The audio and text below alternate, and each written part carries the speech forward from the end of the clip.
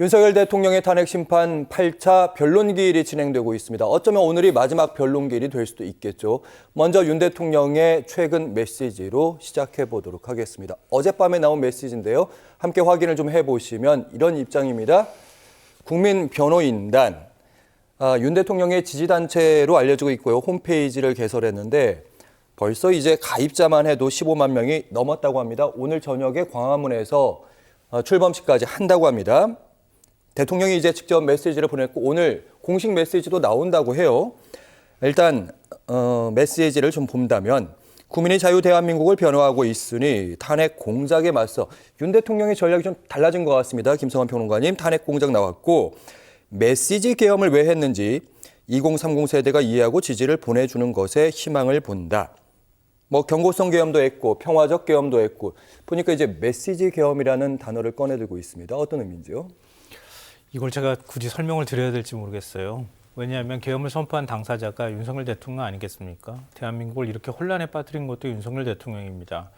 근데 윤 대통령의 지시를 받았다고 하는 군 지휘관들이나 심지어 경찰청장 그리고 오늘도 이제 수방사 경비일 단장이 나와서 증언을 하기도 했지만 윤 대통령이 지시했다고 하는 진술들이 굉장히 많이 나오고 있잖아요. 예를 들면 정치인을 체포하라고 지시했다거나 아니면 국회의사당 안에 있는 국회의원들을 끌어내라고 했다던가 이런 것들이 나오니까 윤 대통령이 오히려 지금 나를 탄핵시키기 위한 공작이 벌어지고 있다 이렇게 좀 주장하고 있는 상황이거든요.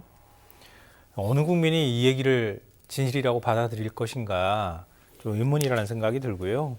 만약에 윤 대통령의 주장이 맞다고 한다면 그러면은 윤 대통령은 국정을 엉망으로 운영했다는 얘기가 되는 거예요. 아니 엉망이 아니라요. 일종의 반란을 용인하면서 반란 세력하고 함께 국정을 운영했다는 얘기가 되는 거잖아요.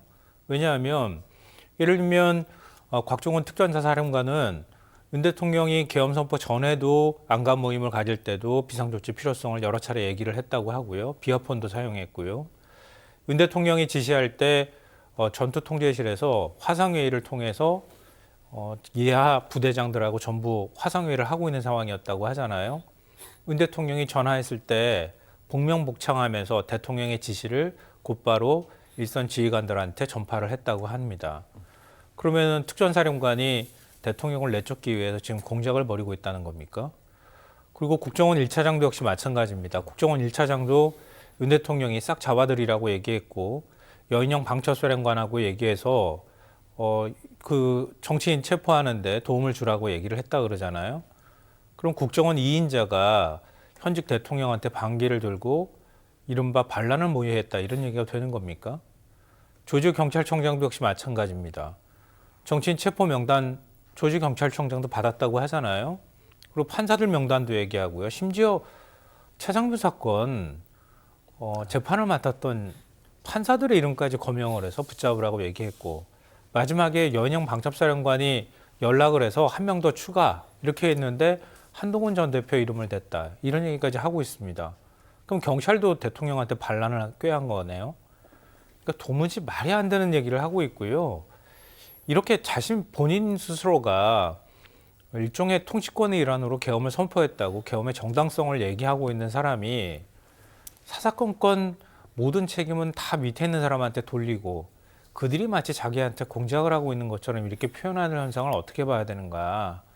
참 비굴하고 구차하다 이런 생각이 듭니다. 알겠습니다.